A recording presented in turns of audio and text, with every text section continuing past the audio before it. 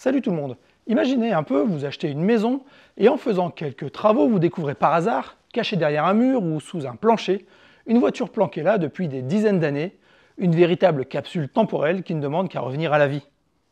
Eh bien, c'est ce genre d'histoire que je vais vous raconter aujourd'hui et vous verrez que la dernière est tout ce qu'il y a de plus exceptionnel. Allez, c'est parti!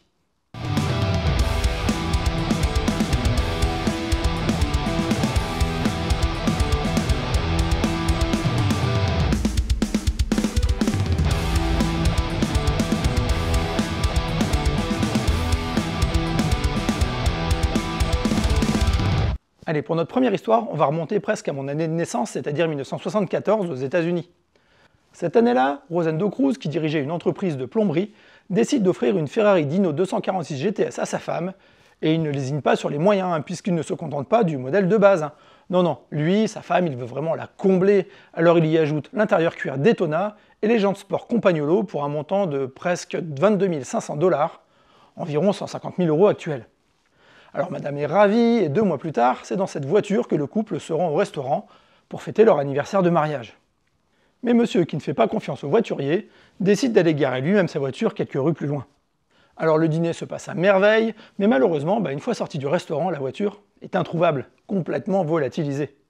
Bon, Rosendo Cruz se dit qu'il n'y a pas mort d'homme, alors il va aller porter plainte, et comme la police n'a aucune piste à suivre, eh bien l'affaire est vite classée comme un vol simple, et le propriétaire, lui, est remboursé de sa voiture dans l'intégralité. Fin de l'histoire. Ou peut-être pas, en fait. En 1978, des enfants jouent dans le jardin de la maison que leurs parents ont acheté à peine quelques mois plus tôt, et décident de creuser un trou dans la pelouse, mais à peine quelques centimètres sous la surface, leur petite pelle cogne contre une surface métallique. En élargissant le trou, ils constatent qu'il ne s'agit pas d'une simple boîte en fer, et que ça sonne creux là-dessous. Ils préviennent alors leurs parents, qui eux décident d'appeler la police. Et les 2 inspecteurs dépêchés sur place décident donc de lancer des opérations de recherche, et à l'aide d'une petite pelleteuse et de quelques ouvriers, ils ont la surprise de se retrouver nez à nez avec une Ferrari Dino 246. Alors avec les numéros de série, il n'a pas fallu longtemps pour comprendre qu'il s'agissait en fait de la voiture déclarée volée 4 ans plus tôt. Et vu l'état assez correct de la voiture, il semblait évident qu'à l'origine, les voleurs avaient prévu de venir la récupérer. En effet, elle était recouverte de bâches en plastique, les vitres étaient protégées par des serviettes, et les sorties d'échappement avaient été soigneusement bouchées également. Et les quelques années de sécheresse qui avaient sévi dans la région ces années-là, avaient bien aidé à la conservation de la voiture sous terre. Alors l'ancien propriétaire ayant été remboursé par l'assurance, c'est elle qui a récupéré la Ferrari, et l'a ensuite revendue à un agent immobilier, Brad Howard, qui l'a faite restaurer pour rouler avec. Ce n'est que 34 ans plus tard qu'une enquête journalistique va enfin révéler qu'il s'agissait en fait d'une arnaque à l'assurance. Alors Rosendo Cruz s'était en effet un petit peu trop lâché avec son cadeau à sa femme, alors pour combler le trou dans son portefeuille, il avait lui-même organisé le vol avec des compères dont on ne retrouvera d'ailleurs jamais la trace. En fait, il comptait tout simplement toucher l'argent de l'assurance pour se renflouer, et faire en plus un petit bénéfice en revendant la voiture en pièces détachées. Mais apparemment, le deal avec les voleurs de voitures a mal tourné. Ils se seraient montrés plus gourmands que prévu, et comme Cruz n'a pas voulu leur donner une petite rallonge en argent, ils ont décidé de planquer la voiture sous terre pour venir la récupérer un petit peu plus tard et la vendre par eux-mêmes. Mais apparemment, ces 2 génies ont carrément oublié où ils avaient enterré la voiture, et ils sont jamais venus la reprendre. Aujourd'hui, Howard est toujours l'heureux possesseur de cette Dino à l'histoire complètement folle, et pour ne jamais l'oublier, il lui a offert une nouvelle immatriculation, Dug Up, ce qui veut dire déterré. Allez, pour enchaîner, je vais vous raconter une histoire belge. Pas l'histoire la plus drôle qui soit, mais sûrement une des plus mystérieuses. Et tout a commencé cet été 2025, quand un agent immobilier de Kessel-Lo, près de Louvain, décide de mandater un antiquaire pour expertiser des meubles et des objets qui se trouvent dans un bien qu'il a à vendre. Et pour bien faire dans le cliché, cet immeuble, c'est une ancienne friterie. Mais lors de son inventaire, l'antiquaire va trouver non seulement quelques mini-motos et des tas de pièces de bateaux dans le garage, mais il va aussi s'apercevoir que le plancher semble cacher une pièce secrète. Alors avoir une fosse dans son garage, c'est assez courant pour celui qui aime faire de la mécanique. Mais ce qu'il va y découvrir va dépasser toutes ses attentes. En effet, bien à l'abri sous le plancher se trouvait rien moins qu'une Jaguar type S3 litre 8 de 1964. Alors pourquoi et comment elle est arrivée là? Personne n'en avait aucune idée, parce que même les voisins qui habitaient là depuis très longtemps ne l'avaient jamais vue. Alors selon l'ombre au tableau, la voiture était dépourvue de son capot et de son moteur, mais pour le reste, à part une patine sortie de grange, tout semblait en assez bon état, que ce soit à l'intérieur comme à l'extérieur d'ailleurs. Mais maintenant, il fallait résoudre un gros problème, comment sortir l'engin de son piège. Alors en s'appuyant sur les poutres métalliques latérales, eh bien, ils vont réussir à incliner la voiture progressivement avec des poulies, puis à glisser des poutres en bois par-dessous pour créer une sorte de rampe à 40 degrés d'inclinaison. Ne restait plus alors qu'à la tirer hors de son piège avec un treuil.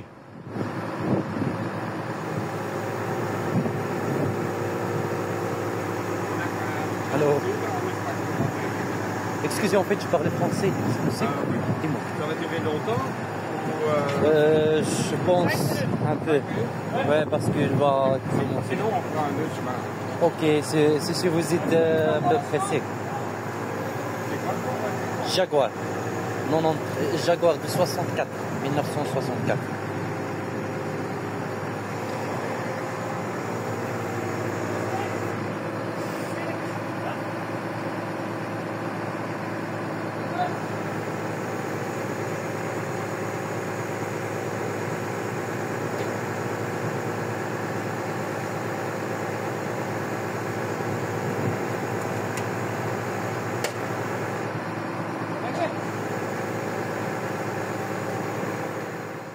Après donc pas mal de galères pour sortir cette voiture d'une fosse à peine assez grande pour elle, eh bien l'antiquaire a décidé de s'en porter acquéreur pour la restaurer. Et il compte bien la garder d'ailleurs pour l'aspect émotionnel qu'elle représente pour lui, puisqu'il s'agit de la plus belle découverte qu'il a pu faire dans sa carrière d'acheteur d'objets anciens. Alors bien sûr, on ne peut que lui souhaiter de pouvoir bientôt prendre la route à son volant.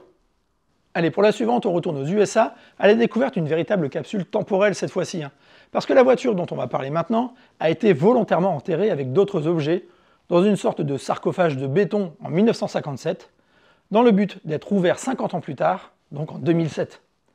Du 8 juin au 15 juin 1957, donc, la ville de Tulsa a organisé le Tulsarama pour fêter les 50 ans de l'adhésion de la ville à l'Union. Et pour clôturer les festivités, le conseil municipal de la ville a décidé d'enterrer une capsule temporelle, chose qui était très à la mode dans ces années-là, pour permettre aux futurs habitants de la ville de redécouvrir ceux qui avaient vécu là 50 ans avant eux. Et un membre du conseil va avoir l'idée géniale d'utiliser une Plymouth Belvedere toute neuve pour symboliser, je cite, un produit de pointe de l'ingéniosité industrielle américaine avec un attrait durable qui sera toujours là dans 50 ans. Alors toujours à la mode, je ne crois pas, mais pour ce qui est de l'attrait, je dois bien avouer que je suis le premier à baver devant une belle américaine de ces années-là. Et je parle pas forcément que de voiture. Alors en parallèle, ils vont aussi lancer un concours où chaque participant devra inscrire sur une carte postale quel serait le nombre d'habitants de Tulsa en 2007. Le gagnant, ou son plus proche parent vivant, recevrait la Belvedere en récompense et le contenu d'un compte bancaire approvisionné de 100 $ en juin 1957, ce qui représente à peu près 1150 $ actuels. Et c'est comme ça que le samedi 15 juin 1957, les citoyens de Tulsa ont déposé la voiture dans un coffre en béton, construit sur mesure sous la pelouse du palais de justice du comté. Pour la protéger de 5 décennies de stagnation sous terre, la voiture a été généreusement aspergée de cosmoline, une sorte de substance similaire à de la vaseline, utilisée pour protéger les armes, les machines et les autres objets métalliques de la rouille, et ensuite emballée dans un sac plastique multicouche spécialement conçu. Les habitants ont aussi placé divers objets comme une caisse de bière Schlitz, des photographies et tout un tas d'autres bricoles. La boîte à gants, quant à elle, a reçu le contenu typique d'un sac à main féminin. Et là, mesdames, si vous nous écoutez, ça va vous piquer un petit peu les oreilles parce qu'il y avait des épingles à cheveux, un poudrier et du rouge à lèvres, bien sûr, mais aussi des tranquillisants, des cigarettes et un briquet et une contravention de stationnement pas payée. Ouais, bon, ça va, on était dans les années 50, je vous rappelle. Mais comme ils avaient aussi voulu penser à tout, il y avait dans le coffre de la voiture 10 gallons d'essence et 10 litres d'huile pour la remise en route. Bah oui, à cette époque-là, on supposait qu'en 2007, les voitures pourraient bien fonctionner à l'énergie solaire, voire même au plutonium, n'est-ce pas Marty? Et pour finir, un conteneur métallique renfermait entre autres une carte aérienne de la région, une prière pour souhaiter le meilleur pour les 50 années à venir, des livres scolaires, des messages de tous les anciens maires de la ville encore vivants, les messages des 812 participants au concours, un vinyle de la chanson Riding into Tulsa, et bien sûr un drapeau américain avec 48 étoiles seulement. Et c'est au cours d'une cérémonie de clôture avec fanfare et trompette que le couvercle va être posé sur le sarcophage de béton censé résister à une attaque nucléaire et marqué d'une plaque commémorative pour n'être rouvert qu'en juin 2007. Et c'est là que la déception va être très grande, parce qu'à l'ouverture de la fosse, on va s'apercevoir que la voiture baigne dans plus de 60 cm de flotte croupie et que la voiture est complètement pourrie. Malgré tout, après avoir pompé l'eau, la voiture va être chargée sur un camion, toujours caché sous sa bâche en plastique, pour être emportée vers le palais des congrès de la ville, où doit se tenir la cérémonie de révélation. Et c'est dans un show, comme les Américains savent si bien le faire, que la voiture va être dévoilée au public. Malgré la bâche qui l'enveloppait pour la protéger de l'humidité, la voiture est bouffée par la rouille. L'arrière est complètement affaissé, l'intérieur complètement détruit, et le moteur n'est plus qu'un bloc de métal informe qui ne redémarrera jamais. Mais heureusement, contrairement à la voiture, la capsule étanche, elle, qui contenait les documents d'époque, a parfaitement rempli son rôle et a parfaitement conservé tous les petits trésors qui étaient à l'intérieur. Alors après la déception qu'avait représentée la Belvédère, l'ouverture de cette capsule a fait souffler une vraie bouffée de bonheur sur l'Assemblée. Water inside it all. There's the American flag. Just take it out and unfurl it. Open it up. The 46-star flag that was put in there in 1957.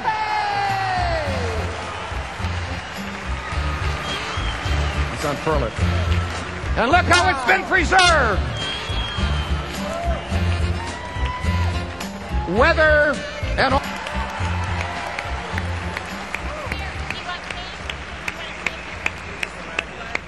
here we have the plates, Oklahoma 50th anniversary celebration. Many of these plates, some of you have bought these at antique sales. Sharon, you have some of these? The Tulsa-Rama plate. Your child and your school, a handbook for parents of pupils of the secondary schools.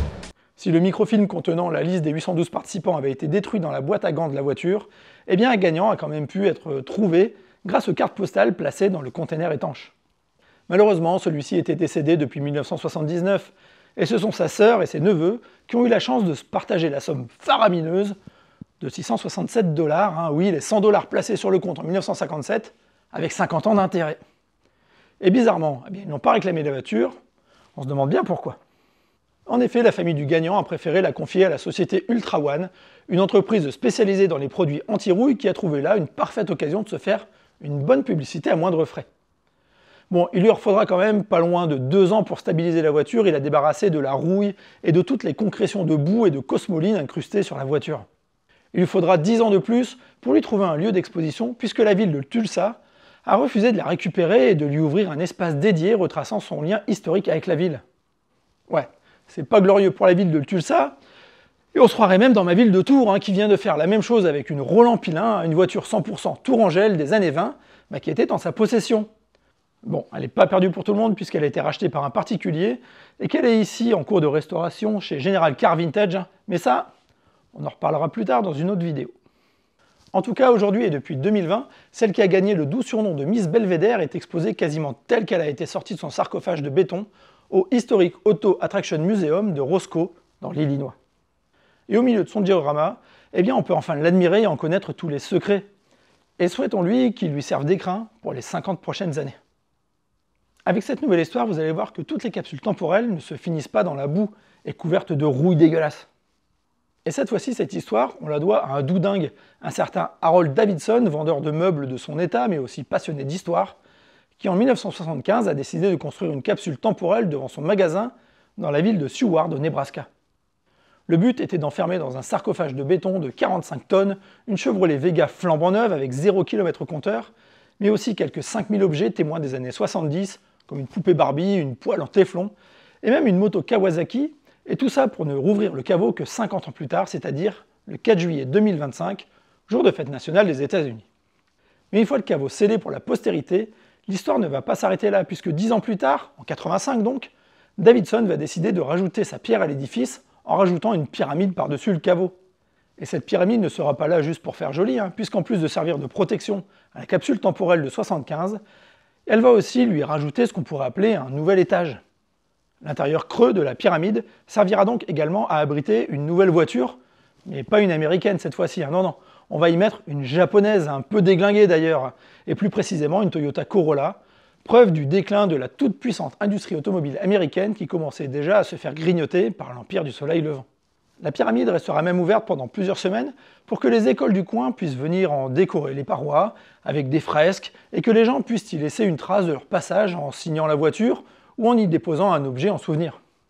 Ce qui sera désigné comme la plus grande capsule temporelle du monde par le Guinness des records restera donc ensuite fermé jusqu'à l'été 2025, où les opérations d'ouverture vont pouvoir commencer dès le mois de juin. En effet, il faudra plusieurs semaines et pas mal d'engins lourds pour ouvrir et vider le premier étage de la pyramide, avant de pouvoir la démonter complètement. Et il faudra ensuite pas mal d'efforts encore pour accéder au caveau enterré qui, à la grande surprise générale, contenait encore tous ces objets dans un parfait état de conservation. Et oui, contrairement à la Miss Belvedere cette fois-ci, le caveau était resté parfaitement étanche et mis à part quelques traces d'humidité, la moto comme la voiture avaient gardé leur éclat de jeunesse. Seul le capot de la Vega portait quelques traces de rouille, sûrement dues aux émanations de la batterie apparemment, mais bon, rien de comparable avec ce que je vous ai raconté il y a quelques minutes pour la Belvedere. C'est donc le 4 juillet 2025, dans l'ancien magasin de meubles des Davidson, qui avait servi d'entrepôt, que les habitants de Seward ont pu venir admirer les milliers d'objets tout juste sortis de la capsule temporelle, permettant même à certains de venir récupérer un objet qu'ils y avaient laissé eux-mêmes, ou de recevoir enfin une lettre souvent remplie d'espoir qui leur avait été adressée par un parent 50 ans plus tôt. Enfin, même si Harold Davidson est décédé et n'a pas pu assister à l'ouverture de ce caveau, eh bien sa fille a repris le flambeau et a promis de sceller bientôt une nouvelle capsule temporelle pour les 50 ans à venir. Mais une chose est sûre, c'est que je ne serai pas là pour assister à l'ouverture, ni pour vous en faire une vidéo sur YouTube.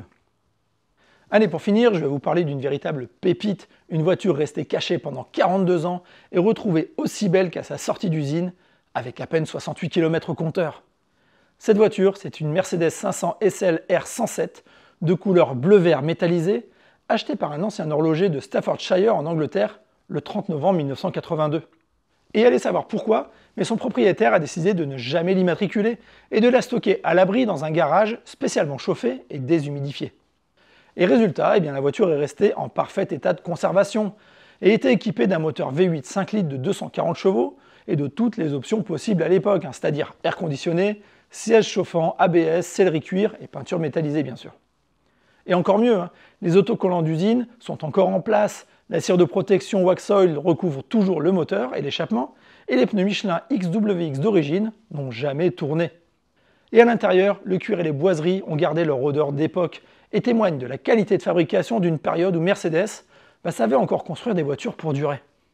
Pour Sam Bailey, fondateur de The SL Shop, cette 500 SL est le reflet le plus fidèle des plans originaux de la R107. Et ce spécialiste Mercedes qui a récupéré la voiture a précisé qu'elle ne serait jamais mise en vente. Elle rejoindra un espace spécialement aménagé pour elle, climatisé et ouvert au public, pour servir de référence aux restaurations futures, puisqu'il s'agirait en fait du seul exemplaire non restauré et jamais immatriculé de 500 SL existant en dehors du musée Mercedes de Stuttgart. Et si vous voulez en savoir plus, je vous mets un lien vers la vidéo de SL Shop en description, où vous pourrez en découvrir absolument tous les détails. Alors personnellement, même si je trouve ça hyper cool de voir cette voiture ressortir de nulle part pour servir de modèle à de futures restaurations, je trouve quand même un petit peu dommage qu'elle n'ait jamais la chance de pouvoir un jour reprendre la route, comme elle le mériterait en fait. Enfin, je ne sais pas vous, mais moi je trouve toujours ça émouvant de voir ressurgir du passé ces vieilles dames endormies, que ce soit lors d'une sortie de grange, au hasard d'une succession, dans un hangar abandonné depuis des lustres ou lors d'un événement programmé, comme pour les capsules temporelles. En tout cas, je ne doute pas qu'on n'a pas fini d'entendre parler de ce genre de découverte, et j'espère pouvoir continuer à vous en faire quelques épisodes de temps en temps sur ma chaîne. Alors en attendant que ça arrive, allez vous faire plaisir. Dans les commentaires, sachez que moi je lis tout et j'essaie de répondre au maximum. N'oubliez pas non plus de liker la vidéo, et on se retrouve ici bientôt pour parler encore et toujours auto, et aéro bien sûr. Allez, tchuss!